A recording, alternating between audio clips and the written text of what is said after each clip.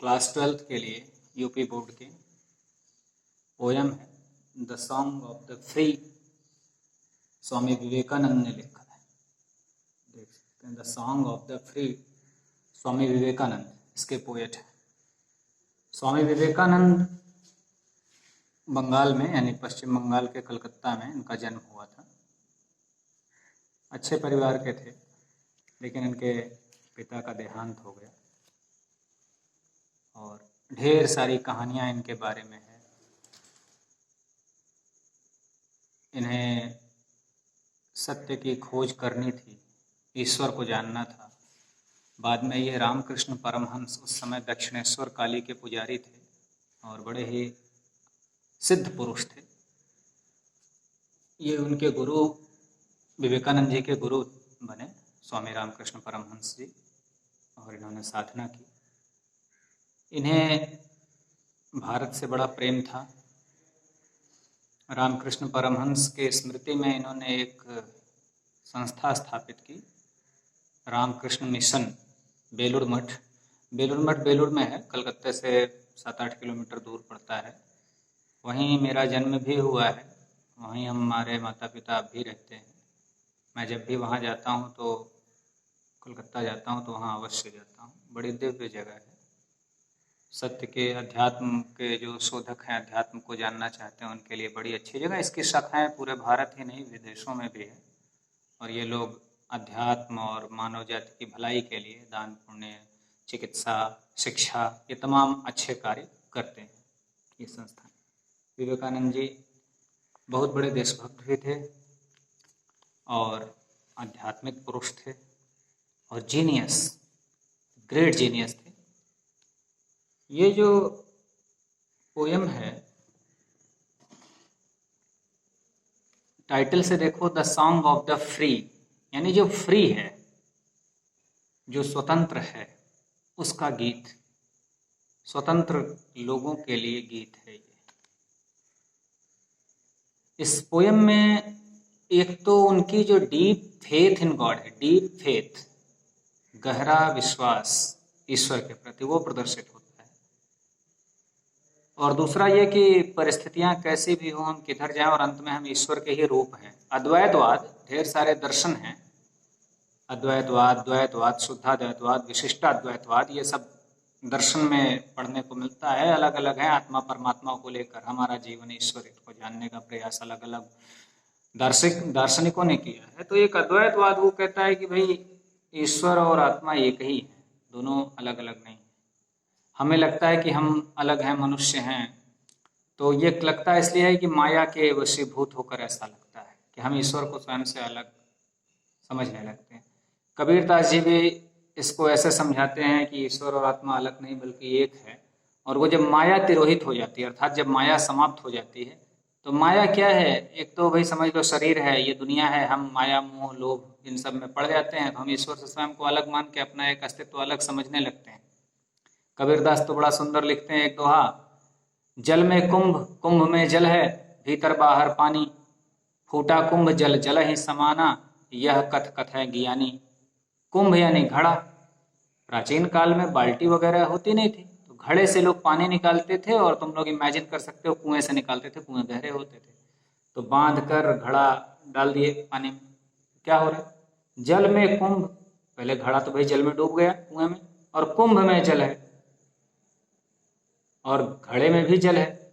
वही जल बाहर है और वही जल घड़े के अंदर है, लेकिन वो जल अलग हो गया क्योंकि घड़े का जो शेप है उससे अलग। वो घड़ा कहीं भी आप डुबाएंगे, तालाब में, नदी में, कहीं भी डुबाएं, मान लीजिए आप नदी से ही पानी भर रहे हैं तो वही स्थिति है, जल में कुंभ, कुंभ में जल है। जल के अंदर वो घड़ा डूबा और घड़े के अंदर जल है, और भीतर बाहर पानी, भीतर भी पानी है, बाहर भी पानी है। तो उसी तरह हमारे अंदर भी परमपिता परमात्मा है, ये कुंभ अर्थात हमारी देह। लेकिन हमें यह भ्रम होता है कि हम अलग परमात्मा से। लेकिन एक स्थिति आती है, थोड़ी सी ठोस लगती है, ठेस लगी, ठोकर लगी और कुंभ टूट गए। तो फूटा कुंभ जल जल ही समाना, और जैसे ही टूटेगा कुंभ के अंदर का जल उसी जल में जाके समा जाएगा, मिल जाएगा। यह कथ कथ है ज्ञानी। इसको केवल ज्ञानी लोग कहते हैं, ज्ञानी लोग समझ पाते हैं, सामान्य लोगों के बस की बात नहीं इन बातों को समझना।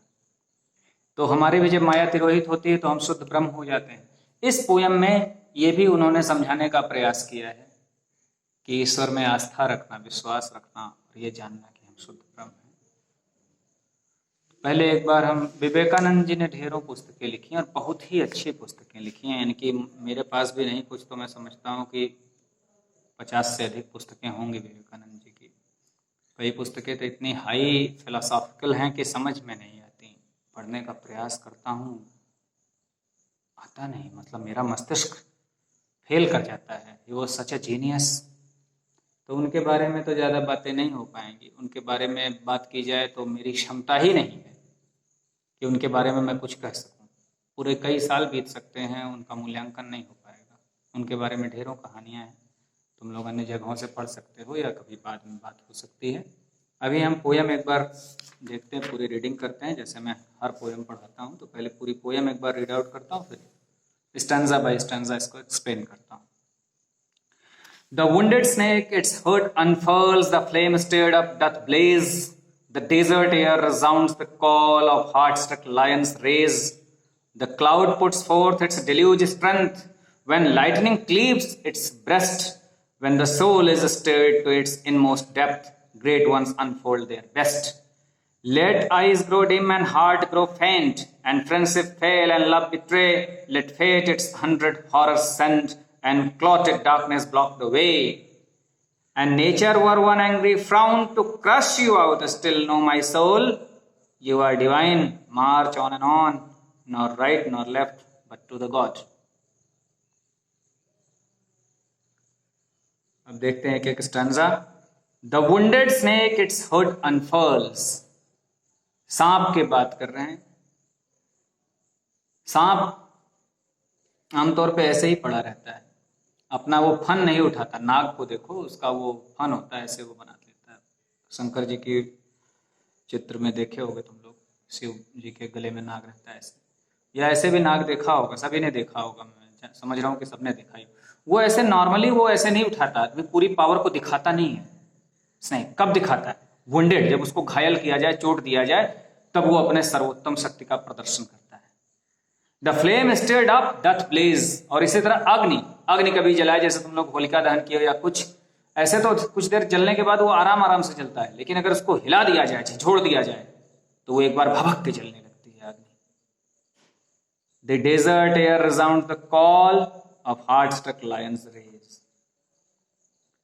और जब रेगिस्तान में हवाएं चलती हैं, तूफान चलता है, तो बड़ी तेज वो गुर्राते हुए चलती हैं, बिल्कुल उस तरह जिस तरह एक लायन, एक शेर, ऐसे तो वो भी आराम से बैठा रहता है, लेकिन अगर वो घायल हो जाए, रेज यानी क्रोध में, तो हार्ट स्ट्रक लायंस रेज, उसके हृदय में कोई तीर लग जाए या कोई गोली मार दे, तो वो भी बड़ी तेज अपने सर्वोत्तम शक्ति में चिल्ला पड़ता है। The cloud puts forth its deluge strength when lightning cleaves its breast यानी सीना। हम अगर किसी के सीने को फाड़ दें तो अचानक से खून का फवारा फूट पड़ेगा।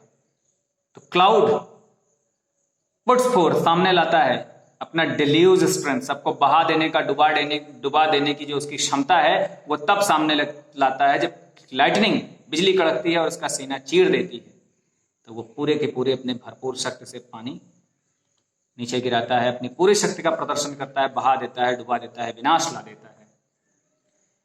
इसी प्रकार when the soul is stirred to its inmost depth, great ones unfold their best। बिल्कुल इसी तरह जब आत्मा को बिल्कुल अंदर से झिझोड़ दिया जाए, उसको चोट दे दिया जाए, उसे जगा दिया जाए, तो महान व्यक्ति, महान आत्मा अपना सर्वोत्तम प्रदर्शन करते हैं, अपने सर्वोत्तम शक्ति, अपने सर्वोत्तम प्रतिभा को दिखाते हैं। Let eyes grow dim and heart grow faint and friendship fail and love betray। होने दो, चलो हो सकता है हमें कुछ न दिखे, हमारी आंखों का प्रकाश चला जाए, हमारे सामने अंधेरा ही अंधेरा छा जाए, हम निराश रहें, एंड हार्ट ग्रो फेंट, और हमारा हृदय भी बिल्कुल उदास, निराश हो जाए, कमजोर हो जाए, एंड फ्रेंडशिप फेल, और सारे मित्र हमें धोखा दे दें, लव बिट्रे, और हम जिनसे प्रेम करते हैं वो भी हमें धोखा दे दें। हो जाने दो, होने दो, सब ये सब होने दो। Let fate its 100 horrors send, और भाग्य को, फेट को भेजने दो, हॉरर्स, भयानक चीजें, डराने वाली चीजें, सैकड़ों डराने वाली चीजें हमारे भाग्य में हमें भेज रहा है, भेजने दो उसे, डरो मत। And clotted darkness block the way, और बिल्कुल अंधेरा, क्लॉटेड डार्कनेस बिल्कुल अंधेरा हमारा ब्लॉक द वे, हमारा रास्ता रोक दे, हमें कुछ समझ में ही नहीं आया हम क्या करें, कहाँ जाएं, क्या करें। घोर अंधकार हो, निराशा के अंधकार के बादल छटे हो, होने दो। And nature wear one angry frown to crush you out, और प्रकृति भी तुम्हारे विरुद्ध हो जाए, फ्राउन यानी बिल्कुल क्रोध में आ जाए, और तुम्हें बिल्कुल क्रश यू आउट, बिल्कुल तुम्हें दबा देने के लिए, कुचल देने के लिए आगे बढ़े, यानी सब कुछ तुम्हारे विरुद्ध हो जाए। स्टिल नो माई सोल, फिर भी है अंतरात्मा, ये शुद्ध आत्मा, जानते रहो कि हमारा जो आत्मा है, जो अंदर हमारे है, यू आर डिवाइन, ईश्वरीय हो, ईश्वर हो।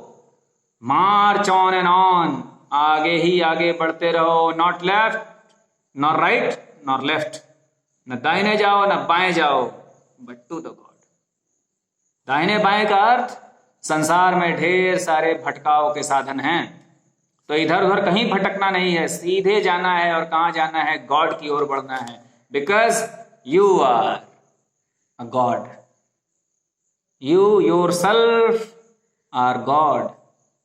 मार्च towards the God, march towards the almighty, सीधे उसी ईश्वर की ओर जाइए और उसी में विलीन होइए। आपको इन सांसारिक वस्तुओं से, सांसारिक संबंधों से बिल्कुल विचलित होने की आवश्यकता नहीं।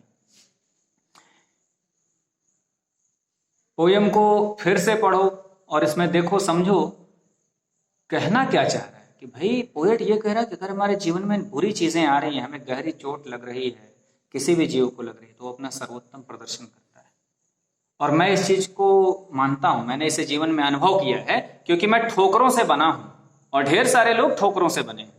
तुम इस संसार में जितने महान लोगों को पाओगे ना, वो इन्हीं ठोकरों से, चोटों से ही बने।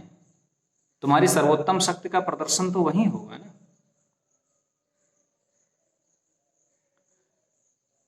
जो भी काम करते हो उसमें द बेस्ट कब दोगे, जब तुम्हें बड़ी अंदर से चोट लगेगी। सांप को देखो, चोट लगती है तो अपना सर्वोत्तम प्रयास, लायन का वही, क्लाउड का वही। इसलिए ढेर सारे एग्जाम्पल्स दिए हैं उन्होंने, सारे मेटाफर्स हैं, अतः इसमें मेटाफर का यूज है और बड़ी सुंदर पोयम है। लेकिन ये सबके लिए नहीं है कि सब अपने सर्वोत्तम शक्ति का प्रदर्शन करें। ग्रेट वंस, ग्रेट में जी कैपिटल है, जिनके अंदर महान आत्मा है। आत्मा भी तो अलग अलग प्रकार के भी, जैसे मनुष्य अलग अलग प्रकार के हैं, हर व्यक्ति अलग अलग प्रकार के, तो जो ग्रेट है वही। सबसे ये आशा मत करो कि उसको चोट मिलेगी तो बड़ा अच्छा हो जाएगा। सोना ही तपाने पर खरा होता है। अब तुम सोचो कि नहीं कोई और धातु तपा लें और वो चमकने लगे, तो सबकी संभव नहीं सबके साथ ना।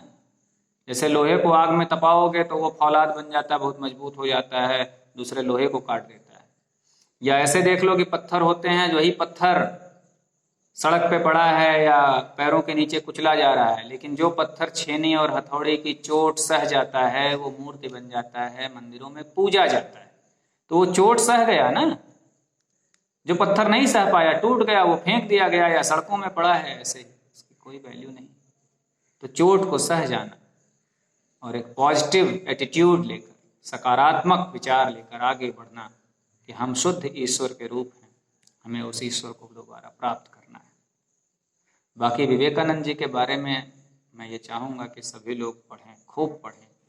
विवेकानंद जैसों को पढ़ना जानना हमारे लिए बड़े सौभाग्य का विषय है। मैं बार बार इस बात को कहता हूँ कि सबसे बड़ी कमी क्या है, हम अध्यापकों की कमी है। हम अध्यापक खुद नहीं पढ़ते और हम तुम लोगों को प्रेरित नहीं कर पाते।